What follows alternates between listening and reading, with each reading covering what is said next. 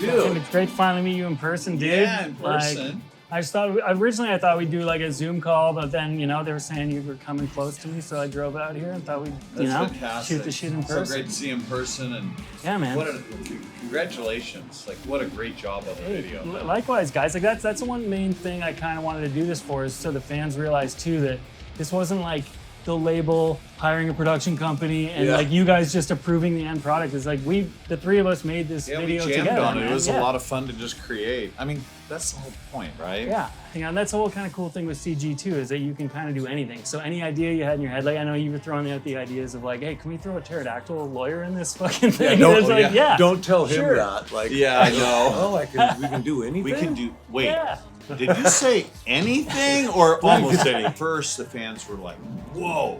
Like the whoa factor, and then came the Easter egg factor, and that was so cool. Well, dude, I saw some article. I don't know. I forget what news site published it, but it was like this list of Easter eggs in the Mötley Crüe video, and like, yeah, some of them were definitely intended, but there was a whole bunch that I didn't even intend to do. Like one's about your tattoos and stuff, and I'm like, I have no idea what they're talking about. But it was just like people read their own thing into it. It's a lot of artwork, that's what it's about. Like getting people to. And it's true. Let me tell you a kind of a cool, happy accident. I don't even know if you really can grasp it because you're playing drums and the screens are here. But by accident, I had the same bass on that you put on me in the video, and John had the same guitar on stage and didn't realize until I went, holy shit, we're now becoming the video. But the video was... Sick.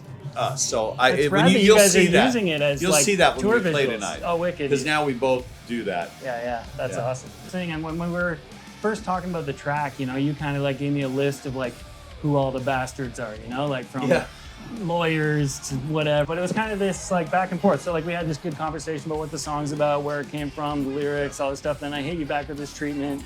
And then Nikki sends this message like, yo, dude, you need a therapist. And then I was like wondering, I'm like, fuck, did I just lose this job? Or is this actually happening? And then it's like, no, that was a compliment. We're cool. That's a compliment. So yeah, then we started like, going back and forth with this treatment and adding stuff through Joel, through Deadmau5. So I met you at his wedding way back when. Yes. And then again at a party a couple summers ago. Yep.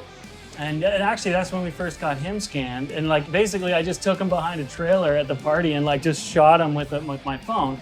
Which is what we ended up doing with you guys too, because we couldn't get you guys in a scanning booth. You were on tour in Europe or something, or I forget what it was. They just stood against some black wall. Yeah. And they just filmed us. Well, that's the cool thing, is because like with an iPhone, you can just do a burst shot and get like 60 shots in a second, right? That's what tripped me out. He's like, just stand there, take your shirt off, and just let me just take a couple photos. And then I didn't hear from him for a while, and then he was working on some other project.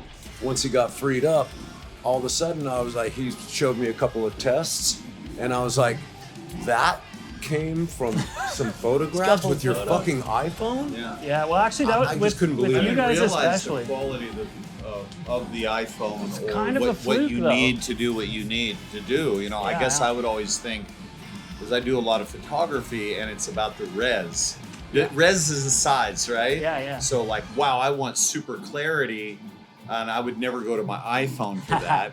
But that's the thing, is we're using hundreds of photos to make one model of you. And you're like, I have these weird photos now because I took every one of your tattoos that were taken from all these angles and I like projection mapped it onto the body. So I have this like generic body, and I just take the camera and like make your tattoo go here, make your tattoo go here. Like in a Photoshop? Yeah, so it's like a million layers all cobbled together. Manipulate it to the shape of the arm. So what I have is like your body. What's wrong with you? But I have these images now of the textures of your bodies that are unwrapped. Like it's like almost like you splay out like a taxidermy hide of all your bodies. So I should send them to you. If you guys ever want like a wall hanging of your tattoos, like a skin, serial killer taxiderm on your wall, we can print one out for you. And we've actually seen that. Me and Tommy have both been tattooed by the Yakuza in Japan. Oh, wow. And we were taken to this secret location. We were never really allowed to know where it was. Yeah. And they took us in this room, and it was a long hallway of all the different leaders, I guess, heads of the Yakuza, and they full body suits, and they would skin them, and that's and they would display them, and that was like an honorable thing to do. fine. Like, But we've the seen that. Mötley I Crüe can't show. imagine taking a digital form of that and Yeah. slapping it on someone's body. Yeah, so you Crazy. kind of get unwrapped. So it's kind of cool to like seeing, your whole body get put together, sort of, virtually and make these 3D doubles of you. And it worked out great. Like I've done that like method. That's a cheap and dirty method. But with you guys, I just kind of like put some extra effort into it and it actually worked out. Because usually you got to get 3D scanned by 200 cameras simultaneously. That too, yeah. So I have a mocap suit at my place. So I put it on and I'm actually What's puppeting something like you. that cost? It's actually not too bad. Now Really? they used to be like hundreds of thousands of dollars, but now you can get one for like yeah. $2,500. Really? And now actually And it'll AI's, track. yeah, and AI's coming so far now that you can just take video of people. Like I talked to someone who worked at like Electronic Arts or something, and they've shot every sports star in the world doing every single move in a mocap suit. So they have the data set of like the video of the mocap and the mocap data. So now they can just reverse engineer it with like almost like a large language model, like an AI shit, where they can just take video footage and it just works. They can just extrapolate that from video. Yeah, I'm super inspired by AI. I feel, in my opinion, a lot of people are scared of that word. Yeah. I feel like multi-track recording was groundbreaking. Yeah. And they were like, someone was like, you want to try and do 8 tracks? And then the next thing for me, I think it was revolutionary, was digital design, Pro Tools. Sure. Digital recording. And to me, this is that next step for artists. Yeah. If you want to use it correctly. Yeah. I mean, Well, but same with amount music, of information that's out there that I've tapped into. So can you explain the difference in AI and CGI? I would say it's the same as like with music. There's AI music now too. You can generate a fucking bass line or a drum beat in 2 Yeah. seconds, like a millions of them, and just cycle through them. Same with visual stuff. So now it's like a lot of this shit is grueling, man. Like I'm probably never gonna spend 6 months on a video like the one I just did for you guys again because Yeah. of these tools. Because there's That's so good much, because like, we want to do more. Yeah, there you go. So it's like Is upside? using these AI tools, a lot of artists are pissed because obviously these AI tools are trained on their art. It's just like, hey, I can record any metal song because I trained it on Mötley Crüe's back catalog. So fuck you. Now I can make whatever music I want. I see why people are pissed. That but to me is the dangerous area, Yeah. in my opinion, as an artist. Totally. Not scared of it, but that's the danger. Could you use it to inspire a beat? Well, we've already been doing that, Yeah. sampling and stuff. The inspiration, like when we're jamming together, like just not to have it just finished, done by AI, would not be as special I think that's as the the work important you thing. put in our brains and your brain. I think that's the important thing is that if you're using AI, you got to kind of use a whole bunch of tools to shortcut stuff, but still be the orchestrator of something more interesting and like complicated, but also like the CNC machine didn't stop people from carving wood, you know what I mean? Like there's still gonna be artisanship in all these, I things have forever. the thing that I do when I'm writing lyrics, usually when I can, is I have a lot of literature, actual books, magazines, and sometimes even art books around me. Yeah. And when I'm writing, if I get stuck, and I try to not stop. I don't go log, dog, hog. I don't use a rhyming.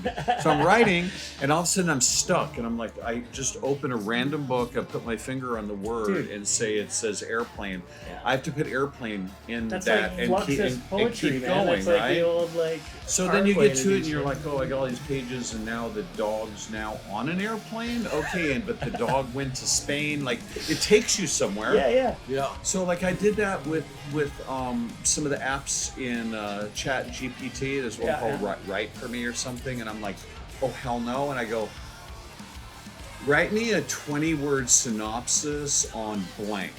And it spit out something, and I was like, wow, that's really exciting. And then I started writing by hand. Yeah, because you still get the satisfaction So of how having do you use it? Same with the visual stuff. It's like, okay, now, like I said, the mocap now, I don't have to get in a suit. I can probably prompt that. I can probably write, like, make Tommy jump around and, shoot himself in the head with a BB gun or whatever. Then they give you an opportunity to go make Tommy jump around, and then you're like, you know what, I don't think he looks good jumping around. Let's have him stand still. Instead of putting in 2 months into it. Totally. Like, It's about fast makes you, tracking. can it just like make you even more creative? A lot of ways, but I find too, because I'm at my studio and I've got all the tools to make music, make art, and draw a picture and all this stuff. And that's why I don't smoke weed, because if I do, I'll try and do 20 things and I don't get anything done, Like, I'm just like, so yeah, you can get overwhelmed with all these tools and not It's like VST instruments. You got 9 million of them on your computer, and you're like, I can't decide what sound I want, so I just spend 2 hours looking through sound. It's just, you know. I've done that. Yeah. You've lost the whole point by that. Yeah. Hey, no, So I've sometimes done it's that. good to like cut all that stuff out and give yourself like 4 instruments in a room with no computers and just try and write something. You know, like Exactly. it's like. So I see it both ways. You can, you know, it'll be an amazing tool, but I'm also just seeing a lot of AI garbage right now, you know? And even like the comment section in the video we just did, it's like, oh, this is AI, this is AI. It's like, fuck, it was AI. It was like 6 months of work. Like, you know? Nobody really knows the difference yet. I think people are just scared of advancement for some reason. Sure. And, you know, that's their problem. But it's gonna come We've from- benefited, you know, working with you, and the fans benefited. Sure, yeah. And by the way, the other thing is super cool about it, the coloration.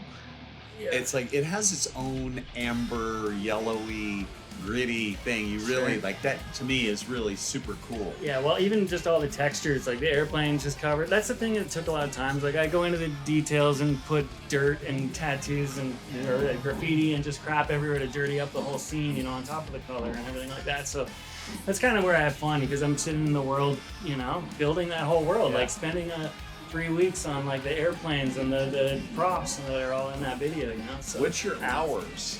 it's dumb. Are you like you know, a late? my are you wife's late- like, I lose you when you do these projects. 'Cause I'm gone for like, you know, 14 hours a day, like burning on this shit, you know. So, but yeah, I just, you know, I wanted to. Also, I actually wanted to start this off just by saying, you know, like most bands want to like look cool, like they're the hero of a music video. It's kind of like you guys just got me to kick the shit out of you. So I was kind of hoping John was here so I could apologize for cutting his legs off and, you know, throwing a barrel at Vince. He's right out there. We'll hit him up. But no, it was Let him just super cool to have that humility and have you guys, you know, get destroyed. And we didn't really get a chance to really kind of dive into the lyrics and all the Easter eggs and stuff like that. But it was just cool to kind of throw some Mötley Crüe history in there and like, you know, show that you guys, you know, can get your. You know, what's really cool is different people have come up to me and talked to me about the video and the song, and a lot of them all have a different interpretation.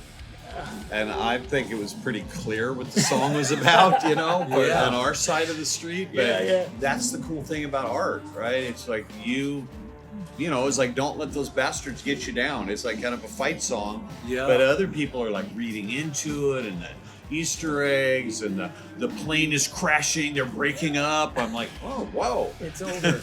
I love it. Yeah, I love it too. And Confusion also, is like, king. When I was a kid, you know, like Mötley Crüe was, Dr. Feelgood was like one of the first albums I ever bought in like Columbia House, and I didn't know shit about Columbia you guys. House. Yeah. Columbia And House. dude, when I was a had little one of kid, those. man, and I bought it because Dr. Feelgood was like such a dope album cover, and I didn't know anything about you. And then I ended up playing that album to death, you know, until my mom like took away all my Satan records, so I kind of got to take away from me. But it's just such an honor to like, you know, be part of the history and to have made the imagery for you guys and kind of carry that torch full circle, you know. It's dope. Yeah, let's So hopefully do cool, something man. again, dude. Yeah, man. that'd be awesome. for sure.